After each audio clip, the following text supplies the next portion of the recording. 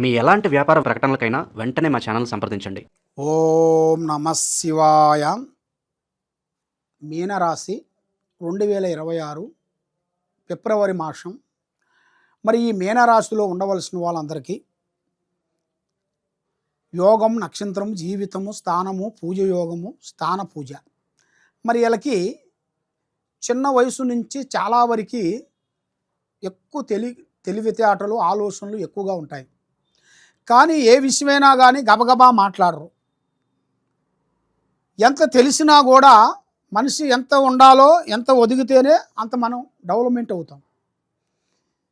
కాబట్టి కొన్ని విషయాలలో కొద్దిగా ఆలోచన చేయాలి, కొన్ని విషయాల్లో కొంచెం తగ్గాలి. ఎక్కడ తగ్గాలో, ఎక్కడ ఎగ్గాలో అది మనకి మన ఆలోచన బట్టి మనం ముందుకు పోవాలి. కాబట్టి కొన్ని విషయాలలో ఈ మీనరాశి వాళ్ళు ఉండి టక్కన రాంగ్ స్టెప్ వేసేస్తుంటారు. ఆ రాంగ్ స్టెప్ వల్ల లైఫ్ లాంగ్ వరకు చాలా బాధపడుతుంటారు. మనం ఒక పని చేస్తున్నామంటే ఆ పనిలో ఎలాంటి ఇబ్బందులు అనేది ఉండకూడదు. అన్ని విధానాలుగా బాగుండాలి, మనశ్శాంతి ఉండాలి, ఏ కార్యక్రమం చేసినా ముందుకు రావాలి. మరి ఎక్కడ పోయినా కూడా విజయవంతంగా ఉండాలి అంటే కొన్ని కావాలంటే కొన్ని వదిలేయాలి. అన్నీ రావాలంటే మనకు దక్కవు. భగవంతుడు మనకి పుట్టినగా నుంచి మనిషికి పుట్టినగా నుంచి చచ్చేంత వరకు మనిషికి బాధలు, కష్టాలు, ఇబ్బందులు, అనేకమైన సమస్యలు కొన్ని ఎదురవుతుంటాయి. కాబట్టి ఈ సమస్యలు ఇలా ఉన్నాయి, ఇలా వస్తున్నాయని మనం బాధపడుతూ కూర్చుంటే పనులు జరగవు కదా. కొన్ని వస్తుంటాయి, కొన్ని వదిలేస్తుండాలి, కొన్ని పక్కకు పోతుండాలి. అన్నిటికీ నిలబడితే కాదు కదా. కొన్ని వచ్చినప్పుడు దాని వెనక ముందు తెలుసుకొని ముందడుగు వేయాలి. మరి ఈ మీనరాశి వాళ్ళు విద్యా విధానంలో కూడా పెద్ద తెలివితేటలు, చదువులో నెంబర్ 1, తర్వాత ప్రజల్లో చెప్పే దాంట్లో కానీ, ఎదుటివాడు బాధల విషయాలను కూడా డైరెక్షన్ చెప్పేవాళ్ళు కానీ, బాధల విషయాలు, తర్వాత బిజినెస్లో కూడా, వ్యాపార రంగంలో కానీ, వ్యవసాయ రంగంలో కానీ చాలా వరకు ఎదుటి వాళ్ళకి చాలా డైరెక్షన్ చెబుతుంటారు. వీళ్ళకి ఎంత ఉన్నా ఉండకపోయినా కూడా ఎదుటివాడు బాగుండాలి, ఎదుటివాడికి మనం చేయలేని పని ఎదుటివాడితోనే మనం చేయించాలి అన్న ఒక పట్టుదల ఎక్కువగా ఉంటుంది వాళ్ళకి. కాబట్టి అదే విధంగా వీళ్ళు నమ్ముకున్న వాళ్ళు కూడా ఏదో డైరెక్షన్ చెప్పి వాళ్ళని అభివృద్ధిగా చేసి డెవలప్మెంట్ చేసి పైకి తెస్తుంటారు. కానీ వీళ్ళు చేసే రాంగ్ స్టెప్ ఏమిటంటే అందరినీ గుడ్డిగా నమ్ముతుంటారు.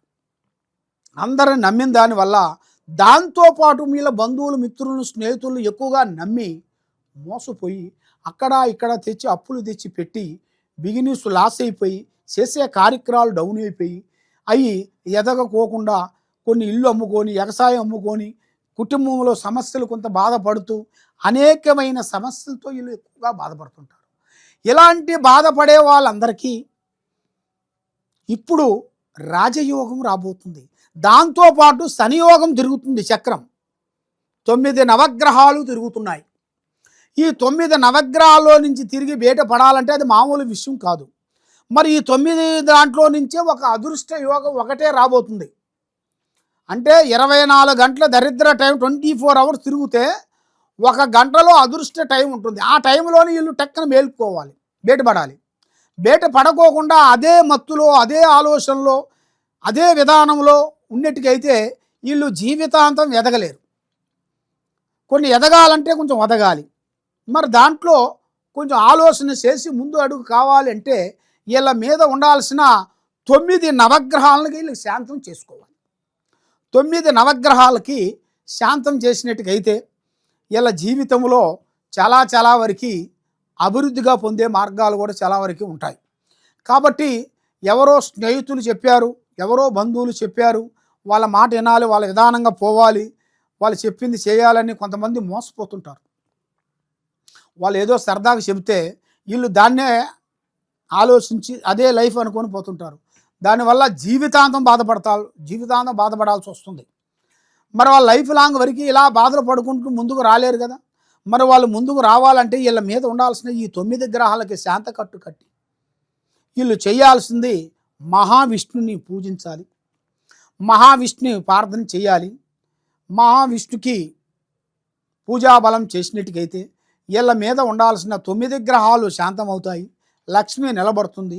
స్త్రీ నుంచి మంచి రాజయోగం రాబోతుంది. స్త్రీ నుంచి రాజయోగము, రాజపూజిత, రాజా కళ అనేది కనబడుతుంది. కాబట్టి ఏ కార్యక్రమైనా, ఏ పనైనా కానీ ఎక్కడ పోయినా కూడా ఆచితూచి అడుగేయండి.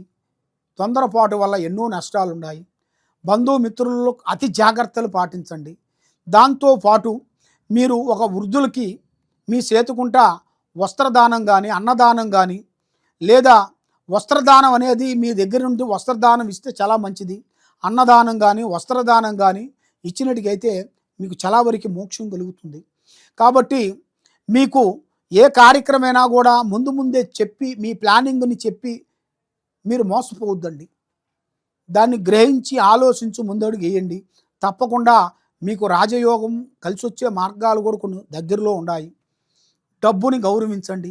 డబ్బుని ఎక్కువగా ఖర్చు పెట్టొద్దండి. డబ్బు ఈరోజు 1000 రూపాయలు ఉన్నాయరా అంటే ఆ 1000 రూపాయలు మీరు కొంచెం జాగ్రత్త పడినట్టుకైతే ఆ 1000కి ఇంకొక 1000 తోడైతే 2000, 3000, 4000 అలా పెరుగుతుంటాయి. మీరు ఈ అయ్యే కదా, దీనివల్ల మనం ఏం సాధిస్తాం, ఏం కొంటాం, ఏం చేస్తాం అన్నిటికైతే నువ్వు ఎన్ని కోట్లు సంపాదించినా నీ దగ్గర ఒక పైసా నిలబడదు.